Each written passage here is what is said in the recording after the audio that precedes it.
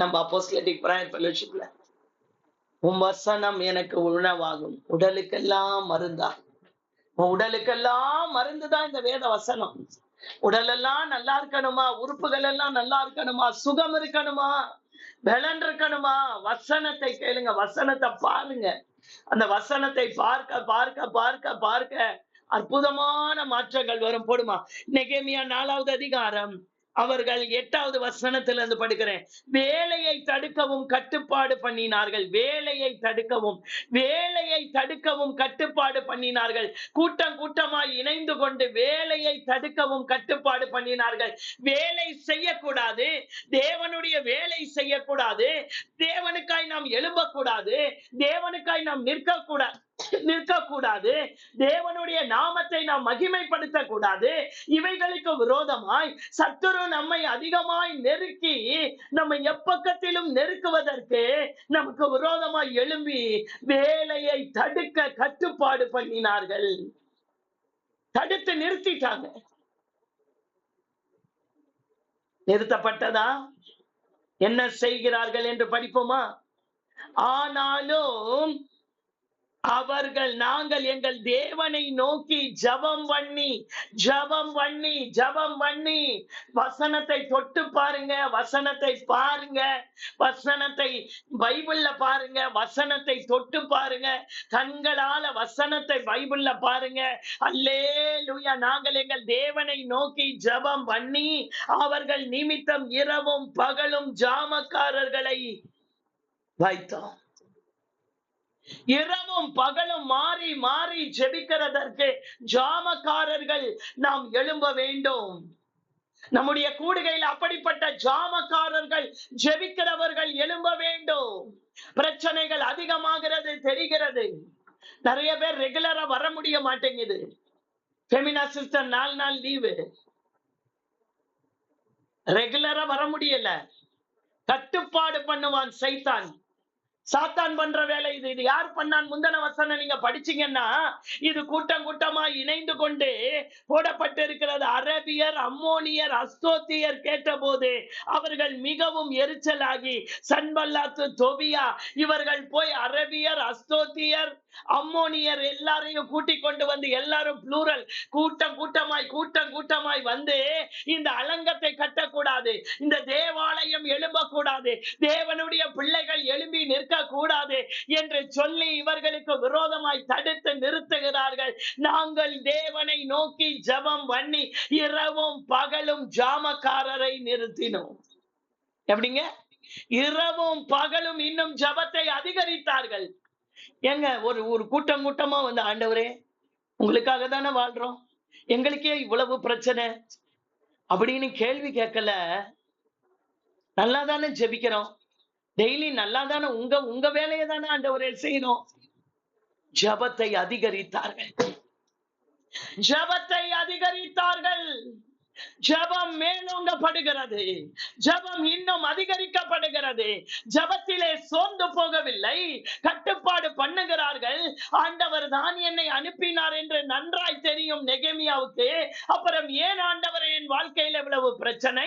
நாங்கள் உம்மால் தானே ஆதரிக்கப்பட்டிருக்கிறோம், உம்மை தானே நேசிக்கிறோம், உம்மை தானே நாங்கள் வணங்கி கொண்டிருக்கிறோம், உமக்காகத்தானே நாங்கள் வாழ்கிறோம், ஆனாலும் ஏன் என் வாழ்க்கையில் இவ்வளவு பிரச்சனை என்று கேள்வி கேட்காமல் ஜெபத்தை அதிகரித்தார்கள், ஜெபத்தை கூட்டினார்கள்.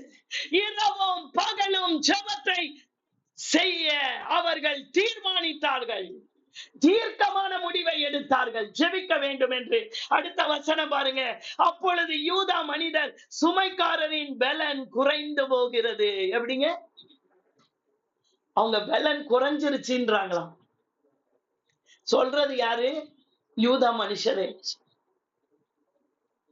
யூதா மனுஷர் உங்க கூட இருக்கிறாங்க பாருங்க, அலங்கத்தை கட்டி கொண்டு இருக்கிறாங்க பாருங்க. அவங்க சொல்றாங்க நம்ம பலன் குறைகிறது. பிசாசானவன் முதல் அடி எங்க தெரியுமா அடிப்பான்? பலனை குறைக்க பண்ணுவான், பலனை குறைய பண்ணுவான். நம்ம பலன் இல்லாமல் பண்ணுவான். சரீரத்தை பலவீனப்படுத்துவான். ஆத்துமாவிலே ஒரு பலவீனத்தை கொண்டு வருவான். சிந்தையில ஒரு பலவீனத்தை கொண்டு வருவான். என்னை சோர்ந்து போக பண்ணுகிறதற்கு யூதா மனுஷர் சொன்னார்கள், நம்முடைய பலன் குறைகிறது. ஆனால் ஜெபம் நிறுத்தப்படவில்லை. அவர்கள் என்ன சொல்லுகிறார் பாருங்க, பலன் குறைகிறது, இன்னும் மண்மேடு மிச்சமாய் இருக்கிறது, நாம் அலங்கத்தை கட்டக்கூடாது என்றார்கள். எங்களால போய் அந்த இடத்துல நின்னு வேலை செய்ய முடியல. ஏன்னா எதிரிகளுடைய எரிச்சலும் கோபமும் நமக்கு விரோதமாய் அதிகமாய் இருக்கிறது. கட்டுப்பாடு பண்ணுகிறார்கள், நம்மை போர்ஸ் பண்றாங்க கட்டக்கூடாதபடிக்கு. அப்படி இருக்கும்போது எங்கள் பலன் குறையும். சத்துருவினுடைய ஆதிக்கங்கள் அதிகமாகும் போது பலன் குறையும். சத்துருவினுடைய போராட்டங்கள் அதிகமாகும் போது ஜெபத்தை தடுப்பதற்கு, தேவனுடைய வேலையை செய்வதற்கு, நான் தேவனுக்காய் நான் குடும்பமாய் வாழ முடியாமல் இருப்பதற்கு என் பலன் குறைகிறது. சத்துரு வைக்கிறதான முதல் அடி அதுதான். சாத்தான் திட்டமிட்டு செய்கிறதான ஒரு மிகப்பெரியதான சதி திட்டம் என்ன தெரியுமா? எனக்கு இன்னைக்கு பலன் குறைந்திருக்கிறது, என்னால் இன்றைக்கு வர முடியாது, என்னால் இன்றைக்கு வேலைக்கு வர முடியாது, எனக்கு என்னன்னு தெரியல, என் சரீரத்தில் பலன் குறைகிறது. இதைத்தான் சத்துரு வைக்கிறதான முதல் அடி என்னுடைய வாழ்க்கையில. அல்லேலூயா, அல்லேலூயா. ஒரு 5 நிமிஷம் இந்த ஃபெமினா சிஸ்டர் ஜோம் பண்ணிக்கிட்டு இருந்தாங்க. 5 நிமிஷம் அப்படி கண்ணு அசந்துட்டேன். இப்ப ஒரு 4:50 இருக்கும். அந்த 5 நிமிஷத்துல இன்னைக்கு நான் எழும்பியே வரக்கூடாதுன்னு ஒரு சாத்தான் வந்து பயங்கரமா எனக்கு விரோதமா போர்ஸ் பண்றேன். இந்த வசனங்களை சொல்லக்கூடாது, முக்கியமான சத்தியம் சொல்லிட்டேன் நான் ஏற்கனவே. ஆனாலும் ஆண்டவருடைய வல்லமை என்னை நிரப்பினதினால் வார்த்தை எடுத்துக்கொண்டு வருகிறேன். அல்லேலூயா. இங்க பாருங்க, வசனம் என்ன சொல்லுகிறது? பலன் குறைந்து போகிறது. நம்முடைய பலனை எப்படியாவது குறைந்து போக பண்ண வேண்டும் என்பதிலே அவன் திட்டமாய் நின்று கொண்டிருக்கிறான். எங்கள் சத்துருக்களோ வென்றால் நாங்கள் அவர்கள் நடுவே வந்து அவர்களை கொன்று போடு மட்டும், அவர்கள் அதை அறியாமலும் பாராமலும் இருக்க வேண்டும் என்று இவ்விதமாய் அந்த வேலையை ஓய பண்ணுவோம். எப்படி வேலையை ஓய பண்ணுவோம்னு சத்துரு ஸ்டேட்மெண்ட் விடுறான். இவர்களுடைய வாழ்க்கையில தேவனுடைய தேடுதல், இவர்களுடைய வாழ்க்கையில தேவனை குறித்த காரியங்கள், இவைகளை நாம் ஓய பண்ணுவோம். ஓய பண்ணுவோம்னா என்ன? நிறுத்துவோம், ஜபத்தை குறைப்போம். பலன் குறையுதுல்ல, எனக்கு பலவீனமா இருக்குல்ல, நீதான் பலன் குறைஞ்சிட்டல்ல, இப்ப பேசாம வீட்டுல இரு என்று சொல்லி சத்துரு திட்டமிடுதலில் இது ஒரு மிகப்பெரிய மோசமான திட்டத்தை நமக்கு முன்னாடி வைக்கிறான். சோர்வின் ஆவி வருது பாருங்க, அதுதான் சத்துரு வைக்கிறதான மிக முக்கியமான திட்டம். சிலருக்கு சரீரத்தில் சோர்வு இருக்காது, மனதிலே இருக்கும். மனதிலே பலன் குறையும் போது, அந்த வைராக்கியம் குறையும் போது, கர்த்தருக்காக நான் எழும்புகிற வைராக்கியம் குறையும் போது, என்னுடைய வாழ்க்கையில சத்துரு திட்டமிடுதலில் அடுத்த கட்டம் என்னவென்றால் நம்மை ஓய பண்ணுவோம். என்னத்தை ஜெபம் பண்ணி என்னத்தை பாரு. ராஜா சொல்லி அனுப்பிச்சிட்டாரு, உனக்கு மேல கர்த்தருடைய கரம் இருக்குதுன்னு சொல்ற, ஆனால் இப்ப எங்களுக்கு பலன் குறையுது இல்லையா? ஒருவரா அலங்கத்தை கட்ட முடியாது, ஒருவரா தேசத்துல எழும்பி தேசத்தை ஆண்டவருக்காக எழுப்ப முடியாது. நாம் இணைந்தால்தான் சத்துரு நம்முடைய இணைப்பை தடுக்க வேண்டும் என்று சொல்லி நம்முடைய ஒவ்வொருவருடைய பலனை குறைய பண்ணுவான். ஜபத்துக்கு வரவிட மாட்டான். யாரை வைத்தாவது கட்டுப்பாடு பண்ணுவான். உன்னை சொந்தத்தை வைத்து கட்டுப்பாடு பண்ணுவான், பிள்ளைகளை வைத்து உன்னை கட்டுப்பாடு பண்ணுவான். இது சத்துருவினுடைய சதி திட்டம். இது தெரியவில்லை என்றால் நான் விழுந்து போவேன். அல்லேலூயா. எதையாவது ஒரு கவலையை கொடுத்து நம்மை பலனை குறைய பண்ணி நம்மை ஓய பண்ணுவான். இன்னைக்கு போனேன்னா என்ன, இன்னைக்கு ஒரு நாள் நீ ஜெபிக்கலைன்னா என்ன? இதைத்தான் இங்கே நடந்து கொண்டிருந்தது நெகேமியாவுடைய வாழ்க்கையில. என்ன நடக்குது பாருங்க. அவர்கள் அண்டை எங்களிடத்தில் வந்து பல இடங்களில் இருந்து பாருங்க, அதை அவர்களிடத்தில் அவர்கள் அண்டையிலே குடியிருக்கிற யூதரும் பல இடங்களிலும் இருந்து வந்து 10 விஷயங்களுக்கு சொன்னார்கள். எப்படி 10 தடவை இந்த நெகேமியாவை பார்த்தியோ எங்களுக்கு பலன் குறையுதுயா, ஐயா எங்களுக்கு பலன் இல்ல, எங்களால இனிமே இந்த கட்டடத்தை கட்ட முடியாது, இந்த அலங்கத்தை எடுத்து நிறுத்த முடியாது, என்னால் தேவனுக்காய் வாழ முடியவில்லை, எங்களால் இந்த வேலையை செய்ய முடியவில்லை, என்னால் இனியும் ஜெபிக்க முடியவில்லை, என்னால் இனியும் எழுப்பி நிறுத்த முடியவில்லை, நீயோ இரவும் பகலும் ஜெபிப்பதற்காக ஜாமக்காரரை நிறுத்தி கொண்டிருக்கிற, ஆனாலும் எங்கள் பலன் குறைந்து கொண்டிருக்கிறது என்று 10 விசை வந்து சொல்லுகிறார்கள். 10 தடவை இந்த செய்தியை கேட்டால் யாரா இருந்தாலும் மனமடி வாவார்களா இல்லையா? சொல்லுங்க, மனமடி வாவார்களா இல்லையா? 10 தடவை வந்து சொல்றாங்க. வேலை ஓய்ந்து போயிற்று, கட்டிக்கொண்டிருந்த அலங்கம் நிறுத்தப்படுகிறது. என்னுடைய கிறிஸ்தவ வாழ்க்கையிலே நான் ஓடிக்கொண்டிருக்கிற ஓட்டத்திலே ஒரு தடுமாற்றம் வருகிறது.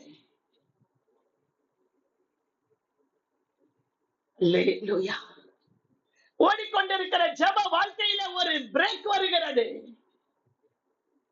ஓடிக்கொண்டிருக்கிற என்னுடைய கிறிஸ்தவ ஜீவியத்திலே என்னை ஓய பண்ண வேண்டும் என்று பலர் வந்து கட்டுப்பாடு பண்ணுகிறார்கள்.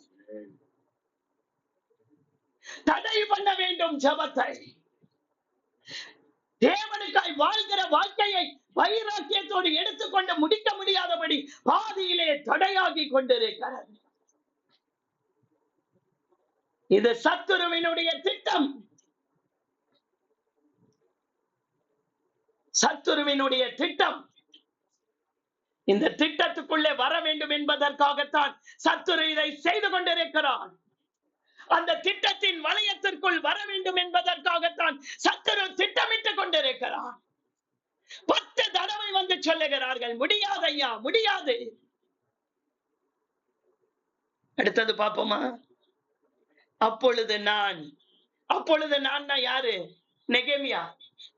ஒத்தாலியா, வெறும் கெட்ட செய்தியா வருது. ஏன் முடியலையா? ஐயா விட்டுருயா, நான் போயிடுறேன், எனக்கு பலன் இல்லையா, இங்க நிக்க முடியல, ஏன்னா எதிரி அடிக்க அடிக்க என் பலன் குறையுதையா, எங்கேயோ ஒரு இடத்துல எரிச்சலும் கோபமும் எனக்கு விரோதமா எழும்பி எனக்கு விரோதமா இருக்கும் போது என் சரீரம் என்னன்னு தெரியல, பலவீனமா இருக்குது, என்னால எழும்பி வர முடியாது, என்னால ஜெபிக்க முடியல, என்னால இந்த அலங்கத்தை கட்ட முடியல, என்னுடைய கிறிஸ்தவ வாழ்க்கையில எனக்கு இன்னும் எழும்பி ஓடுவதற்கு எனக்கு பலன் இல்லை, என்னை விட்டு 10 தடவை சொல்லும் போது அப்பொழுது நெகேமியா என்ன சொல்லுகிறார் பார்க்கலாமா? அலங்கத்துக்கு பின்னாக இருக்கிற பள்ளமான இடங்களிலும் மேடுகளிலும் பட்டயங்களையும் ஈட்டிகளையும் வில்லுகளையும் பிடித்திருக்கிற ஜனங்களை குடும்பமாக நிறுத்தினேன். போய் உன் குடும்பத்தை கூட்டு வா, போய. நீ நல்லா இருந்தீன்னா உன் குடும்பம் பலவீனம் அடையுது, இப்படித்தானே? நீ மட்டும் ஜபத்துக்கு வர, உன் குடும்பம் வரல, போய் குடும்பமா வா, போ. பள்ளங்களிலும் மேடுகளிலும் குடும்பத்தோட வா, பிள்ளை குட்டி மனைவி எல்லாரும் வா ஜபத்துக்கு. ஒருவரை கூட விடாத. ஒருவரை விடுறதுனாலதான் உன்னை பலவீனப்படுத்திக்கிட்டு இருக்கா. இன்னைக்கு சொன்ன யாருன்னா கேட்போமா? இன்னைக்கு குடும்பமா தேவனை தேடாதபடியினால் தான் நம் பலன் குறைந்து கொண்டிருக்கிறது. என்னங்க பண்றது? பலவீனம். அதுதான் சொல்றேன், பேயின்னு அங்கதான் அடிச்சா இங்க. நீங்க இந்த 11வது வசனம் 10வது வசனத்தை பாருங்க. சுமைக்காரரின் பலன் குறைந்து போகிறது. என்னங்க பண்றது? பலவீனம். அப்ப சொன்னாரு, குடும்பமா வா. அது சும்மா வராத, கையில வில்லுகளையும் ஈட்டிகளையும் பிடித்திருக்கிற ஜனங்களை குடும்பமாய் வர சொல்லு. மேடுகளிலும் பட்டயங்களையும் ஈட்டிகளையும் பிடித்திருக்கிற, ஒருவன் வந்தா மனைவிக்கு உடம்பு சரியில்லை, ஏன் மனைவி வந்தா பிள்ளைக்கு உடம்பு சரியில்லைன்ற, ஏன் குடும்பமா வந்து நில்லையா? இந்த காரியங்கள் எங்கள் குடும்பத்தில் இல்லாவிட்டால், என் குடும்பம் நிற்கும் பொழுதுதான் என்னால் ஜெயிக்க முடியும். அப்பொழுது நான் 10 விசை வந்து சொல்லுகிறார்கள், 10 தடவை வந்து சொல்லுகிறார்கள், குறைந்து போயிற்று, இனி நடக்காது, இனி ஆகாது, இனி போகாது, இனி வராது. வேதம் சொல்லுகிறது, குடும்பத்தோட வா, குடும்பமாய் வா. குடும்பம் குடும்பமா எனக்கா எழும்பு. என் குடும்பம் குடும்பமாய் நில்லு. என் குடும்பம் இல்லாததுனாலதான் நீ சோர்ந்து போய் கிடக்கிற. என் குடும்பத்தோடய வந்துறியா? ஜப கொடுக்கைக்குள்ள குடும்பத்தோடய வந்துரு. குடும்பம் குடும்பமாய் வா. அதை நான் பார்த்து எழும்பி பிரபுக்களையும் அதிகாரங்களையும் மற்ற ஜனங்களையும் நோக்கி அவர்களுக்கு பயப்படாதிருங்கள் சொன்னார் பாருங்க. ஏய், யாருமே அவங்களுக்கு பயப்படாத. எப்படியா பயப்படாம இருக்க முடியும்? அவன் தான் கூட்டம் கூட்டமா நிக்கிறானே, நாலா பக்கம் என்ன அடிக்கிறானே. ஒண்ணு வேலையில அடிக்கிறான், இல்ல குடும்பத்துல அடிக்கிறான், இல்ல பிள்ளைங்க மூலியமா அடிக்கிறான், இல்ல பொருளாதாரத்துல அடிக்கிறான், இல்ல கடை ஓட மாட்டேங்குது, இல்ல பல விதங்களில என் சரீரத்தை பலவீனப்படுத்துறான். அப்பையும் நீ சொல்ற பயப்படாதேன்னு சொல்ற. என் உடம்புல பலன் குறையுதுன்னு சொல்லிக்கிட்டு இருக்க. என்னால இந்த வேலையை எடுத்து செய்ய முடியலன்னு சொல்லிக்கிட்டு இருக்க. நீங்க பார்த்தா 10 தடவை வந்து சொல்றேன், அப்ப கூட சொல்றீங்க குடும்பத்தோட வான்னு சொல்லிட்டு. குடும்பமா வந்து நின்றவர்களை பார்த்து பயப்படாதிருங்கள், பயப்படாதிருங்கள், பயப்படாதிருங்கள். இப்பொழுது இருக்கிற இந்த சூழ்நிலையை கண்டு பயப்படாதிருங்கள் சொல்லிட்டு என்ன சொல்றார்? நீங்கள் மகத்துவமும் பயங்கரமுமான ஆண்டவரை நினைத்துக் கொள்ளுங்க. ஆண்டவர் யாரையா?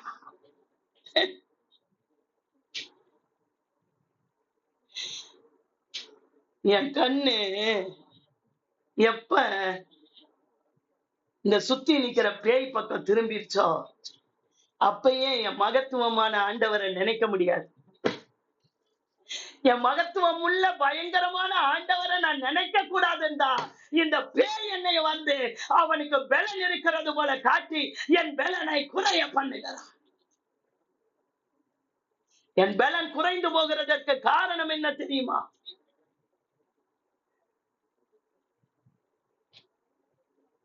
அவன் இந்த சூழ்நிலையை பெரிதாய் காட்டுகிறான். பாத்தீங்களா? பயப்படாதிருங்கள், பயப்படாதிருங்கள்.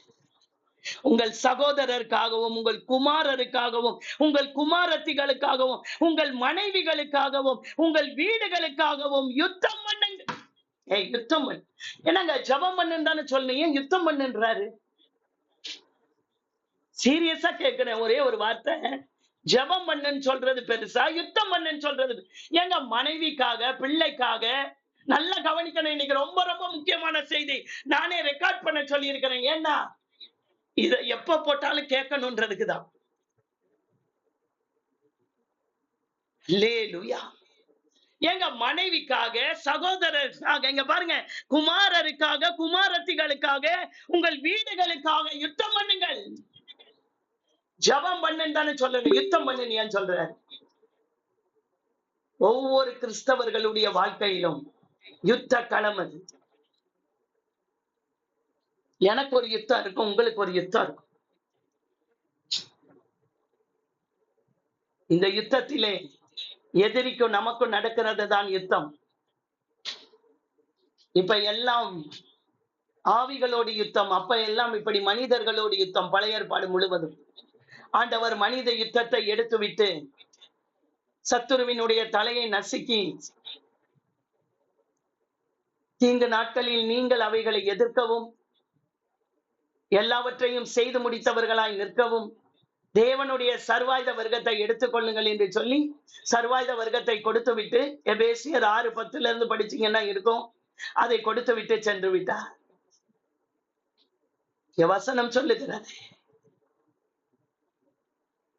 குமாரருக்காகவும், மனைவிகளுக்காகவும், வீடுகளுக்காகவும் யுத்தம் பண்ணுங்கள். ஒரு யுத்தம் இருக்கிறது. மாம்சத்தோடும் இரத்தத்தோடும் அல்ல, துரைத்தனங்களோடும் அதிகாரங்களோடும் இப்பிரபஞ்சத்தின் அந்தகார லோகாதிபதிகளோடும் வனமண்டலங்களில் உள்ள பொல்லாத சேனைகளோடும் உங்களுக்கு யுத்தம் உண்டு. எனக்கு ஒரு யுத்தம் உண்டு. இந்த யுத்தத்திலே நான் நிக்கணும். நான் நிக்க கூடாதபடிக்கு என் பலனை குறைய பண்ணுகிறான். என்னுடைய ஜபத்தை தடை பண்ணுகிறான். என்னுடைய ஜபத்தை ஒன்று என் சரீரத்துல பலவீனத்தை கொடுத்து தடை பண்ணுவான். முடியலையா? முடியலையா? என் பிள்ளைங்க, என் மனைவி, இவங்களை வச்சு தடை பண்ணுவா. அதனால தான் சொல்லிட்டாரு, குடும்பமா வாயா, நீ குடும்பமா வா, குடும்பமா கூட்டிக்கிட்டு வந்து யுத்தம் பண்ணுவா. வா நம்ம எல்லாரும் இணைந்து இந்த சத்துருக்களோடு யுத்தம் பண்ணுவோம் என்று சொன்னார். அல்லேலூயா. எங்களுக்கு செய்தி தெரிய வந்ததென்றும் தேவன் அவர்கள் ஆலோசனையை அபத்தமாக்கினார் என்றும் எங்கள் பகைஞன் கேட்ட போதே, என் பகைஞன் கேட்கிறான். என்ன கேட்கிறான் தெரியுமா? ஏன் நம்ம என்னதான் பண்ணாலும் இவங்க குடும்பம் குடும்பமா எழுப்பிட்டாங்க ஐயா. சிஸ்டர் பாருங்க, குடும்பம் குடும்பமா வர முடியல. ஒரு வார்த்தை தான் சொன்னாரு, குடும்பமா வாணி.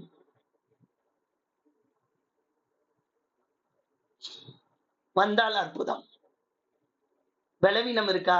பரவாயில்ல, அப்பயும் வாங்க. சுகம் இல்லையா? வாங்க. சுகம் இருக்கு, சுகம் இல்லையா, என்னால முடியலையா, அப்பயும் வாங்க.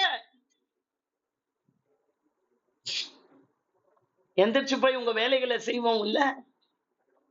செய்வோமா இல்லையா? நம்ம வேலையை நம்ம செய்வோம்ல? அப்படியே ஆண்டவர் நம்மளை படுத்த படிக்க வச்சிருக்காரு. வெள்ளனை குறைய பண்ணுவான், ஜபத்தை தடுத்து ஓய பண்ணுவான். இரவு ஜபத்துக்கு வாங்கன்ற வர மாட்டேங்கிறாங்க, ஓய பண்றான். நேத்து கரெக்டா வசனம் சொல்ல ஆரம்பிக்கிறேன், 8 மணிக்கு பாதி பேரை காணும். ஆகாது பேய்க்கு. நேத்து ஒரு அம்மா எங்களை ஒரு 20-25 வாட்டி கூப்பிட்டாங்க. நேத்து தான் அந்த அம்மாட்ட பேசணும். என்ன பண்ற வசனம் கேட்கும்போது, வசனத்தை போட்டு விட்டுட்டு நான் பாட்டுக்கு இருப்பேன். பைபிள் எடுக்கிறியா நீ? இன்னொரு ரூம் இருக்கா? இருக்கு. அப்ப அந்த ரூம்ல போய் லைட்டை போட்டு வசனத்தை எடுத்து பக்கத்தை சொல்லுவேன். அந்த பக்கத்துல கை வைக்கணும், அந்த விரல் அந்த வசனத்து மேல படணும். நீ தொடர்ந்து கேளு. தலை சுத்துன்றல்ல, படபடப்புன்றல்ல, அத்தனை போதா இல்லையா பாருங்க. நீ வசனத்தை மட்டும் உண்மையா நடுங்கி கேட்டு பாரு. உன் வியாதிக்கு இருக்குதா இல்ல போகுதா அப்படி என்பதை நாம் கணித்து பார்ப்போம் என்று சவால் விட்டேன். ஆலைய காண இன்னைக்கு. எங்கடா வசனத்தை கேட்டு நல்லா கூடுமோ அந்த அம்மா அப்படின்னு பேய் என்ன பண்ணிட்டான்? பலனை குறைய பண்ணி ஓய பண்ணி படுக்க வச்சிட்டான். இதுதான் அவனுடைய திட்டம். இந்த திட்டத்திற்கு எதிர்த்து நிற்க வேண்டுமானால் எனக்கு ஒரு யுத்த களம் உண்டு. யுத்தத்தில் நிற்கிறவர்களை போல் நாம் நிற்காவிட்டால் நாம் தோற்று போவோம். பலவீனத்தோட வாங்க, பலனாய் மாற பண்ணுவார். இங்க அப்படித்தானே சொல்றாரு, ஏன் குடும்பத்தை கூட்டு வா. ஏன் பலவீனமா இருக்கிறான்? கூட்டு வா. நீ கூட்டு வந்தது ஸ்பாட்ல நில்லு. நீ கையில வில்லையும் பட்டயத்தையும் பிடிச்சுக்கிட்டு நில்லு. இன்றைக்கு ஆண்டவர் நமக்கு கொடுத்திருக்கிற ரட்சணியம் என்னும் தலை சீரா, நீதி என்னும் மார்க்கவசம், சத்தியம் என்னும் கச்சை, ஆவியின் பட்டயமாகிய வேத வசனம், சமாதானத்தின் பாதரட்சை என்றும் சுவிசேஷத்தின் பாதரட்சை, இன்னொரு கையில விசுவாசம் என்னும் கேடகத்தை பிடிச்சுக்கிட்டு எழுந்து நில்லு. நில்லு, நில்லு. குடும்பமா நில்லு. சும்மா நின்றாத, குடும்பமா நில்லு. வசனத்தை பாருங்க. பகைஞன் கேட்ட போதே நாங்கள் எல்லாரும் அவரவர் தங்கள் வேலைகளை செய்ய அலங்கத்துக்கு துரும்பி ஜெயிச்சுட்டாங்க ஐயா. ஜெயிக்க பிறந்தவங்க ஐயா. பலனை குறைய பண்ணுவாந்தா இல்லன்னு சொல்லலையே. காலையில வந்து நின்னுட்டான்ல. இன்னைக்கு முக்கியமான சத்தியம் இருக்குது. ஆண்டவரே, இன்றைக்கு என்னை உங்களுடைய அபிஷேகத்தினால நிரப்புங்க ஆண்டவரே. நான் கேட்கும் போது ஒரு 5 நிமிஷத்துக்குள்ள வந்து நின்னுட்டான்ல சாத்தானே. என் பலனை குறைய ஏன் நீ இப்படி போய் இன்னைக்கு சொல்ல வேண்டியது இல்ல, உன்னால முடியல இல்ல, படு படு படு, பேசாம படுன்ற. பொல்லாதவன், யுத்தம் களத்திலே நின்று கொண்டிருக்கிறேன். யுத்தம் கர்த்தருடையது. அல்லேலூயா. என்ன அதிகாரம் ஐயா, என்ன ரெவலேஷன், என்ன ஒரு மனிதன் இந்த நெகேமியா. ஒருவராய் நின்று அத்தனை பேரையும் தூக்கி நிறுத்துகிறதான ஒரு மனிதன். குடும்பம் குடும்பமாய், குடும்பம் குடும்பம். இங்க பாருங்க, அலங்கத்துக்கு திரும்பினோம். அன்று முதற்கொண்டு என் வேலைக்காரரில் பாதி பேர் வேலை செய்தார்கள், பாதி பேர் ஈட்டிகளையும் பரிசைகளையும் வில்லுகளையும் கவசங்களையும் பிடித்து நின்றார்கள். அதிகாரிகள் யூத வம்சத்தார் எல்லாரும் பின்னாக நின்றார்கள். பாதி பேர் வேலைக்கு வா, பாதி பேர் ஜெபம் பண்ணு. நாங்க ஆண்டவருடைய வேலைக்காக போகும்போது எங்களுக்காக அதிகமா ஜெபம் பண்ணுங்க. அவருடைய வேலைக்காக தான் போவோம். பாதி பேர் வேலை செய்ய, பாதி பேர் நில்லு. என் ஜபத்துல நில்லு. நீ வேலை செஞ்சாலும் ஆசீர்வாதம், நீ ஜபத்துல நின்னாலும் ஆசீர்வாதம். அல்லேலூயா. இந்த காலை வேளையில கர்த்தர் கேட்கிறார், நிற்பாயா? உனக்கு ஒரு யுத்தம் இருக்குது, இல்லைன்னு நான் சொல்லலையே. யுத்தம் உண்டு, உலகத்துல உபத்திரம் உண்டு, திடன் கொள்ளுங்கள், நான் உலகத்தை ஜெயித்தவர் இருக்காருல்ல. பயங்கரமும் மகத்துவமான தேவனை நினையாமல் நீ என்னையா பண்ணிக்கிட்டு இருக்கிற? நம்ம ஆண்டவர் பயங்கரம். ஆண்டவரே, உங்க கரம் தான் என் மேல இருக்குல்ல, அப்புறம் ஏன் ஆண்டவரை எதிரி இந்த டார்ச்சர் கொடுக்கிறான்? ஏன் கொடுப்பாயா? எதிரிக்கு டார்ச்சர் கொடுக்கிறது தான் வேலையே. ஆனா நீ எழும்பி நிக்கிறது தான் உன் வேலை. டார்ச்சருக்கு மத்தியில எழுந்து நிக்கிற பத்தியா? இந்த காலை வேலையில் கர்த்தர் கேட்கிறார், பலன் குறைந்து போயிருக்கா? அப்படியே கிறிஸ்தவ வாழ்க்கையை ஓய பண்றானா? குடும்பம் குடும்பமாவா, குடும்பம் குடும்பமா தேவ வார்த்தையை கேளு.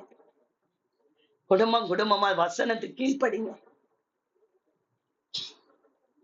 வசன நேரத்துல மட்டும் எனக்கு அப்படியே கிடு கிடு கிடு கிடுன்னு ஆடுது அப்படின்னா அப்படிதான் ஆட வைப்பான் பேய். பேய்க்கு வசனம் ஆகாதுங்க. அதான் சொல்றேன்ல, பேய்க்கு வசனமே ஆகாது. பேய் ஜோம் பண்றியா? பண்ணு பண்ணு பண்ணு.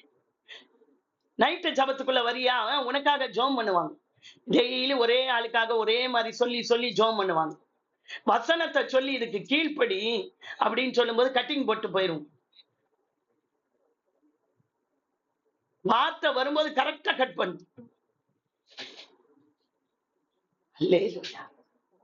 வார்த்தை இல்லாம நீ எப்படி? உடலுக்கெல்லாம் ஆரோக்கியம் ஐயா இந்த வார்த்தை தான். இது உள்ள போக போக என் உடலுக்கெல்லாம் ஆரோக்கியம், என் உள்ளுறுப்பு வெளி உறுப்பு அத்தனைக்கும் ஆரோக்கியம். அப்புறம் எப்படி வர ஆரோக்கியம்? அவர் தம்முடைய வசனத்தை அனுப்பிதான் அவங்களை குணமாக்கினாரு. எதை அனுப்பினார் தெரியுமா? ஆண்டவர் வசனத்தை தான்.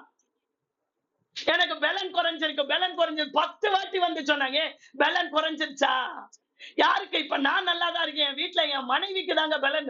ஏன் அந்த அம்மாவையும் சேர்த்து கூட்டுவாய்? இல்லைங்க என் பிள்ளை, என் பிள்ளையும் சேர்த்து கூட்டுவாய். ஜபத்துல உட்காரு, ஒவ்வொரு இடத்துல நில்லு. நீ நின்னு பாரு, யுத்த களத்துல நீ நின்னு பாரு, நடக்குதா இல்லையா பாரு. நடக்கும். யுத்தம் உண்டு. சோர்ந்து போய் படுக்க வைக்கிறது தான் சத்துருவினுடைய திட்டம். எழுப்பி நிறுத்துறது தான் தேவ திட்டம். எந்த திட்டத்தில் இருக்கிறோம் என்பதை நாம் கணிக்க வேண்டும்.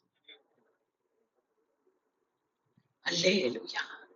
அலங்கத்திலே கட்டுகிறவர்களும் சுமை சுமக்கிறவர்களும் சுமை ஏற்றுகிறவரும் அவர் ஒரு கையிலே வேலை செய்து மறு கையிலே ஆயுதம் பிடித்திருந்தாங்க. ஒரு கையில வேலை செய்ய, இன்னொரு பக்கம் ஜபம் பண்ணு. ஜபம் பண்ணிக்கிட்டே வேலையை செய்.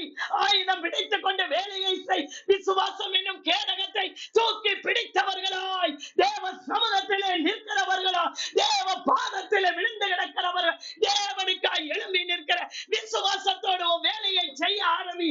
சாத்தான் தெரிக்கப்படுவான். சாத்தான் தெரிப்பான். கண்ணி தெரிக்கும். உங்களுக்கு விரோதமா வச்ச கண்ணி தெரிக்கும். ஜபத்தோட கூட வேலையை செய். ஒரு கையில வேலை செய்ய, ஒரு கையில வில்லு. எங்க ஒரு கையில வேலை செய்ய முடியுமா? எப்படி நெகேமியா இந்த ஒரு காரியத்தை செஞ்சீங்க? ஏன் ஒரு கையில வேலை செஞ்சு ஒரு கையில வில்ல புடி, பட்டயத்தை புடின்ற? எங்க தூக்க முடியுமாங்க? ஒரு கையில சுமைகளை தூக்க முடியுமா?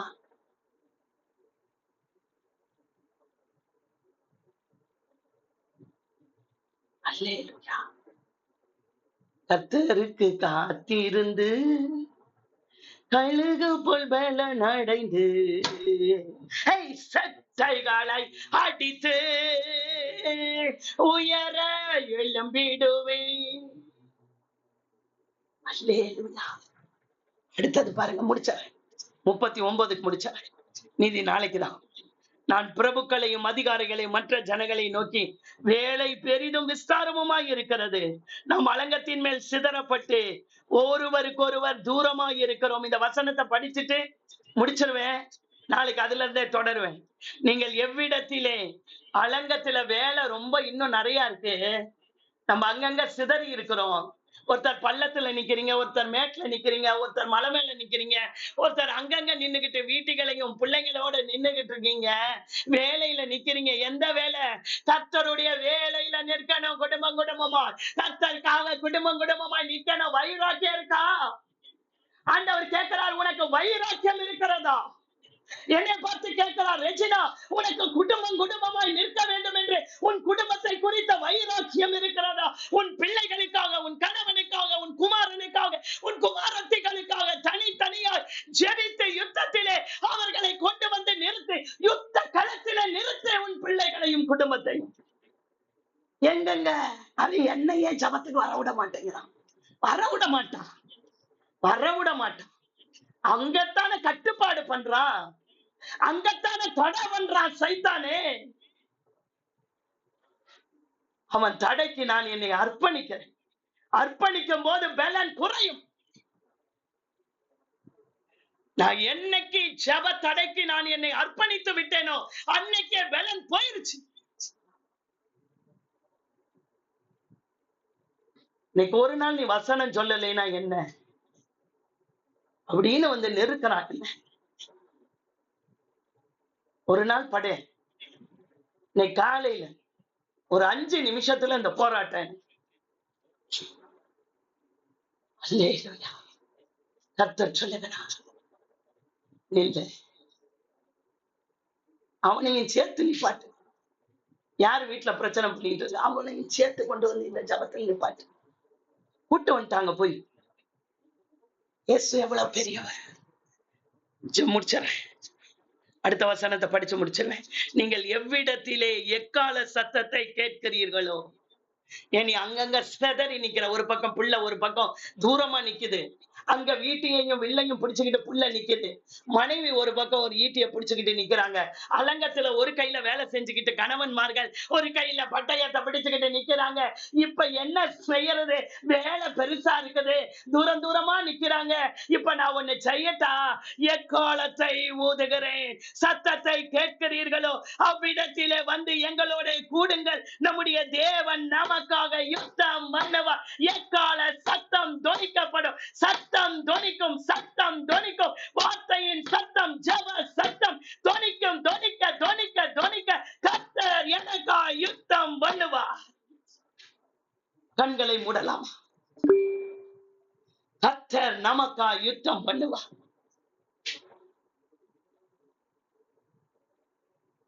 கர்த்தர் நமக்கா யுத்தம் பண்ணுவார். கர்த்தர் நமக்கா யுத்தம் பண்ணுவார். கண்களை மூடி சொல்லலாம். என் எக்கால சத்தம் துணிக்குது, என் வீட்டுல சத்தம் துணிக்குது இல்ல, வசன சத்தம். அதை கேட்டும் பல பேர் தூங்குறாங்க. இங்க வார்த்தை சொல்லுகிறது, என் எக்கால சத்தம் துணிக்கும் போது அவ்விடத்திலே வந்து எங்களோட கூடுங்க. தூர தூரமா நிக்கிறல்ல, கிட்ட வந்துரு. எக்காலம் துணிப்பேன். துணிக்கும் போது பிள்ளை, மனைவி, குடும்பம் எல்லாம் ஒன்றிணைஞ்சது. இப்ப தூரமா நிக்கிறல்ல, நீ ஒன்றிணையும் போது, நாம் எல்லாரும் கரங்கோர்க்கும் போது சத்துரு விழுந்து போவான். யுத்தத்தை கர்த்தர் கையில் எடுப்பா. இவ்வளவு நேரம் யுத்தம் பண்ணுங்கள் என்ன இங்க போட்டிருக்கா. 14வது வசனத்துல யுத்தம் பண்ணுங்கள், 20வது வசனத்துல யுத்தம் பண்ணுவார். ஏன்னா யுத்த களத்துல நிக்கணும். நின்னாதான் அவர் யுத்தம் பண்ணுவார். எனக்கு தான் இங்க முடியலையே, எனக்கு எழுந்திருக்க முடியலையே, என் பலன் குறைஞ்சிருச்சே, என் வீட்டுல ஒரு கட்டுப்பாடு பண்ணிட்டாங்களே, என்ன தடை பண்ணிட்டாங்களே, எனக்கு வர முடியலையே அப்படின்னா எப்படி ஆண்டவர் நிற்பாரு? அங்க யுத்தம் பண்ணுங்கள் 14வது வசனத்துல, இங்க யுத்தம் பண்ணுவார். நான் நிக்கும் போதுதான், ஸ்பாட்ல நிக்கும் போதுதான் கர்த்தர் எனக்காக எழுதி யுத்தம் பண்ணுவா. நீ வரவே இல்ல, நீ வந்து ஸ்பாட்லயே நிக்கல, குடும்பமா பலன் குறைஞ்சிருக்குது, எழுப்புங்க. எழுப்புங்க. உங்க வீட்டுல இருக்கிற ஆளுங்களுக்காக நீங்க தான் வைராக்கியமா நிக்கணும். என் பலன் இல்லையா, என் பலவீனமா இருந்தாலும் பரவாயில்ல, கூட்டும். வசனம் எனக்கு உணவாகும், உடலுக்கெல்லாம் மருந்தாகும், இரவும் பகலும் ஐயா வசனத்தை சொல்ல சொல்ல பலன் வரும். அதைத்தானே கேட்க கூடாதுன்னு பண்றான், அதுக்குத்தானே வரக்கூடாதுன்னு பண்றோம், அதுக்குத்தானே ஜபத்துல இருக்கக்கூடாதுன்னு பண்றோம். 14வது வசனத்துல யுத்தம் பண்ணுங்கள் எல்லாரும் நின்றுட்டாரு. 20வது வசனத்துல என் தேவனே யுத்தத்தை கையில எடுக்கிறார் ஐயா, நீ பண்ண தேவையில்லை, நீ இப்ப நிறுத்து, நீ எக்காலம் சத்தம் வரும்போது நீ வந்து கூடு ஜபத்துல, நீ வந்து ஒன்றின, நீ வந்து நின்னுக்கோ.